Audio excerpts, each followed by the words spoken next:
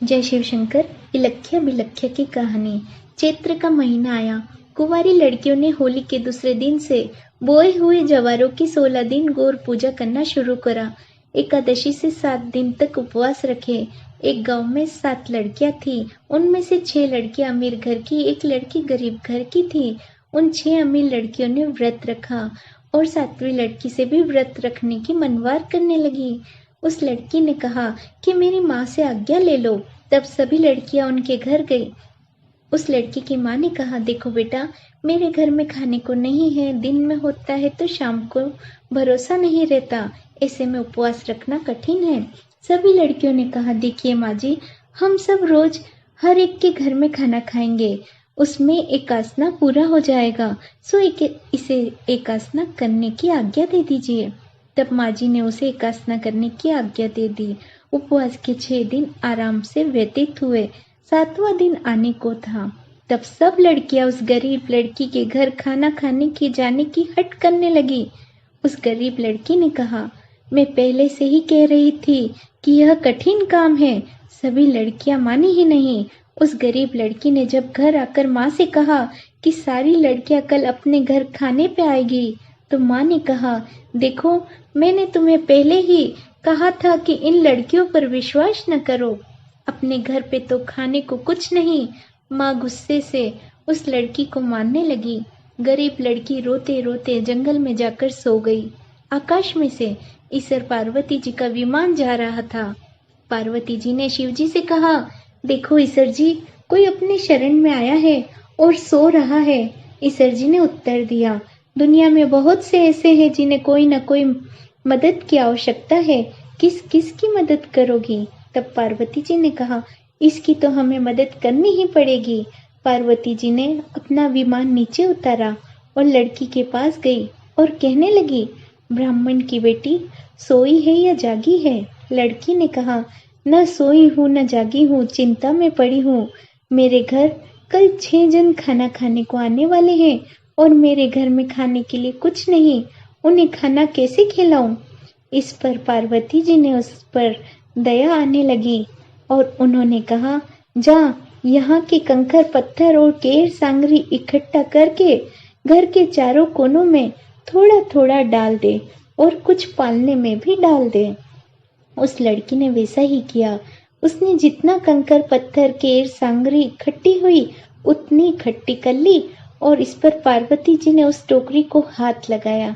उस लड़की ने घर आकर हर कोने में कंकड़ पत्थर और केर सांगरी डाली, पालने में भी डाल दी। अगले दिन माँ ने बेटी से पूछा कि जंगल से उसने क्या लाया। तब बेटी ने कहा, माँ को कमरा खोलने को कहा। माँ ने कमरा खोलकर देखा तो उस कमरे में हीरे मोती जगमगा रहे थे। पालने में छोटा सा कुंवर खेल रहा था।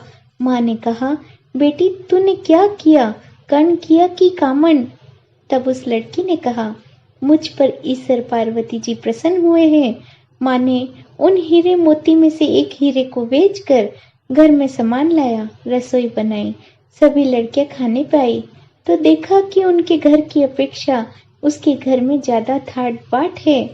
4 बजने पर सभी लड़कियां अपने घर नहीं पहुंची। तब उन लड़कियों की माँ ने विचार किया कि अपनी लड़कियां भूखी बैठी होगी। उनके खाने के लिए साग पूरी लेकर उस गरीब लड़की के घर गई। वहां देखा तो लड़कियां खुशी में खेल रही है।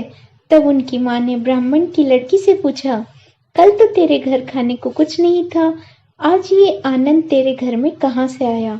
तब उस लड़की ने कहा कि मुझ पर ईश्वर गौरादे जी प्रसन्न हुए हैं।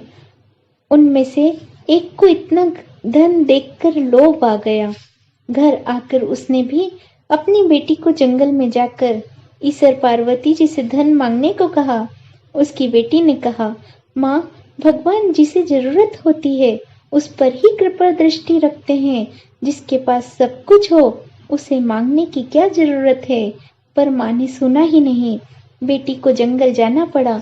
ईश्वर पार्वती जी उस लड़की के सपने में आए और पूछने लगे, बेटी सोई है या जागी है? बेटी बोली, न सोई हूँ न जागी हूँ, चिंता में हूँ।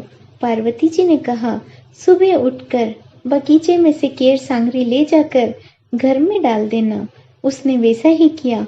माँ ने एक हंडी में केर सांगरी उबाल ली। लड़की सभी को खाना खाने के लिए बुलाने को गई। तब सबने कहा, तूने एक बार तो खाना खिला दिया, अब दोबारा क्यों खिलाती हो? उस लड़की ने सुना नहीं, सभी लड़कियों को खाने पर आग्रह किया। घर पर जब सभी लड़कियां खाना खाने बैठी तो उस हंडी में सांप बिच्छू भरे थे। सभी घबरा गए। माँ ने कहा, ब्राह्मण के घर में तो धन हुआ और मेरे घर में सांप बिच्छू क्यों हुए? उसने उस ब्राह्मण के पास जाकर पूछा, माँ जी ऐसा क्यों हुआ?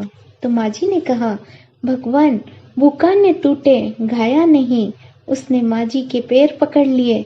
तब माँ जी ने कहा, ईसर गोरा देजी के शरण में जाओ। वो लड़की ईसर जी के चरण पकड़े। तब ईसर जी ने उससे कहा, तेरे घर में जो धन है उसमें से आधा धन ब्राह्मण की बेटी को दे दे। तो वे अपने घर गई और गालियां देते हुए उसने धन का बंटवारा किया।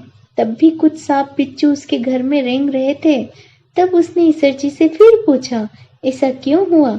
ईसर जी ने कहा, 2 सुई में से 1 सुई और दे दे, तब तेरे घर में सांप बिच्छू हट जाएंगे। उसने सुई और डोरे का भी बंटवारा कर दिया। तब उसे सांप बिच्छू से मुक्ति मिली। ईसर पार्वती जी जिस प्रकार ब्राह्मण की बेटी पर प्रसन्न हुए, उसी प्रकार सभी पर हो। लोभी तथा धनी पर जिस प्रकार रूठे, वैसे किसी पर न रूठे। कहानी में जो त्रुटि है कृपा से पूर्ण करें।